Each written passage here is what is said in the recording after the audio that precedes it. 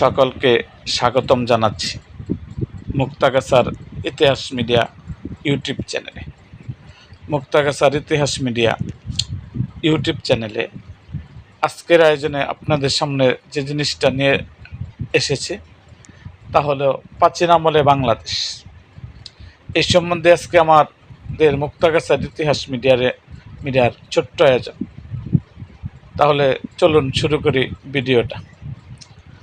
প্রাচীন আমলে বাংলাদেশের ইতিহাস ছিল মূলত গঙ্গা, ব্রহ্মপুত্র, বিধৌত, বদ্বীপ অঞ্চল গড়ে ওঠা স্বাধীন জনপদ, যেমন বঙ্গ, পুণ্ড, গৌড়, সমতট এবং হরিকেলের উত্থান পতনের ইতিহাস।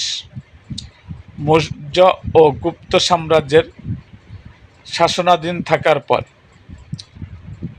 8ম থেকে 12 শতকে পাল ও সেন রাজাদের অধীনে বৌদ্ধ ও হিন্দু সংস্কৃতির বিকাশ ঘটে। প্রাচীন বাংলার ইতিহাসকে প্রধান কয়েকটি ধাপে ভাগ করা যায়। জনপদ যুগ। প্রাচীন বাংলার কোনো একক রাষ্ট্র ছিল না, বরং বেশ কিছু ছোট ছোট স্বাধীন অঞ্চল বা জনপদে গড়ে উঠেছিল। এর মধ্যে বগুড়ার মহাস্থানগড় প্রাচীন হলো বাংলাদেশের প্রাচীনতম নগরী। মৌর্য ও গুপ্ত সাম্রাজ্য। খ্রিস্টপূর্ব 3য় শতকে মৌর্য সম্রাট অশোকের সময়কালে এই অঞ্চলে বিশাল সাম্রাজ্যের অংশ হয়। পরবর্তীতে 4র্থ থেকে 6ষ্ঠ শতকে গুপ্ত সাম্রাজ্যের শাসনামলে বাংলার শিল্প ও সাহিত্যের বিকাশ প্রসার ঘটে। পাল রাজবংশ।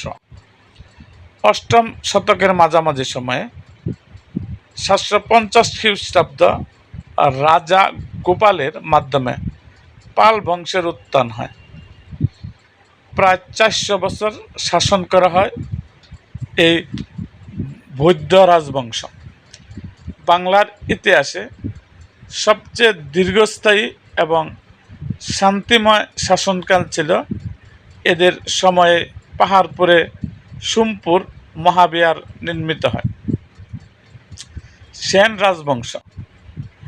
11 শতকের শেষের দিকে পাল রাজত্বের পতন ঘটিয়ে সেন বংশ ক্ষমতা দখল করে।